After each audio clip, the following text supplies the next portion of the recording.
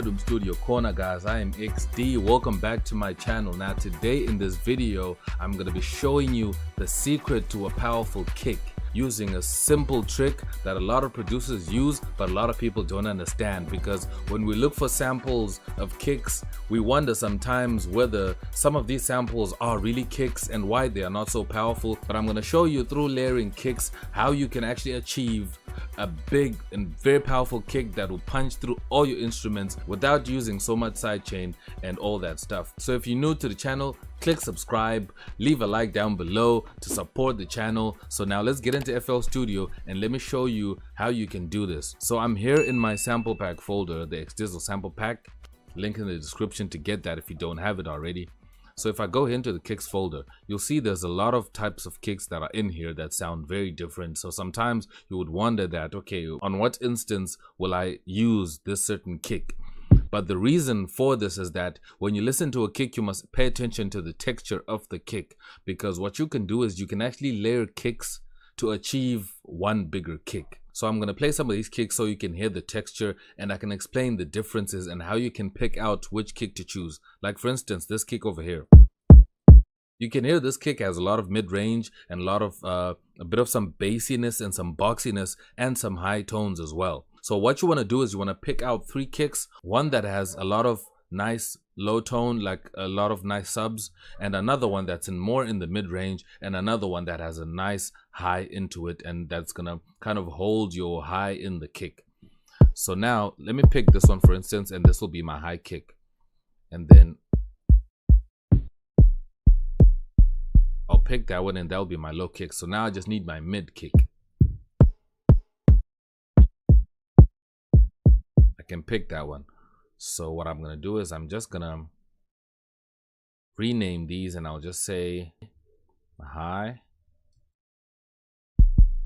and I'll say here low, and then this one I'll say mid. So now I have my high, my low, and my mid. So now I'm going to send all these to mixer tracks. So I'm just going to send the three of them to mixer tracks. So now in my mixer I can see them.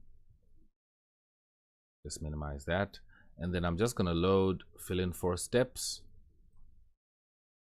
Then I'll just add a temp of 120. Yeah, we stretch. Now there we go. So they are not really making sense while I play them together right now. That's because I haven't EQ'd and placed them exactly where they need to be. So the trick is in the EQing and making sure that your kicks are exactly where they need to be in their right place so that they can all play together and work as one kick. So that's where the trick is. So now I'm going to go to my first kick. I'm just going to mute the first 2 kicks and concentrate on the high kick. So now I can just add an EQ over here, the parametric EQ2. So now I just need the high frequencies of this kick, like over here.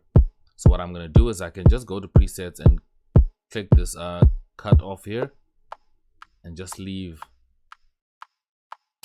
these highs like up to there. And then what I can do is I can just copy the same one by clicking this arrow and go save preset as and drop it in there by our low kick. So now our low kick is not playing because it's cancelled out over here. So now I just do the opposite. Then I open it up like that. Then now to glue everything together, now we go to the mid kick. I'll just copy the same EQ2 here. Then I do the same, but now I just need the mid range only.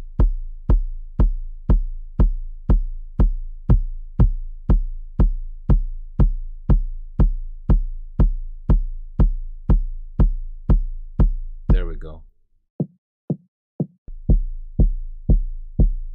So now you can tune this depending with what you think sounds right to you.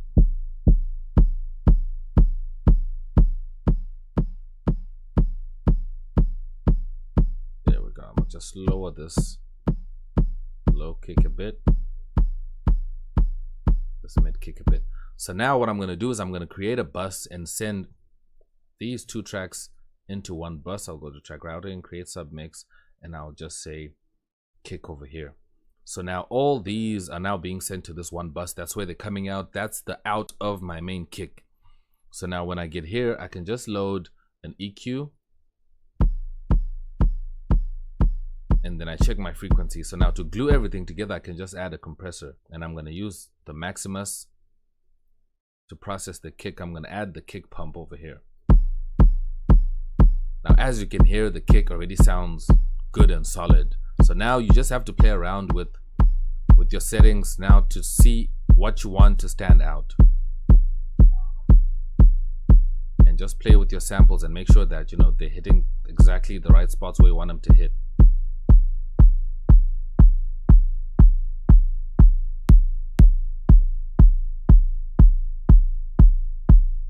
There we go.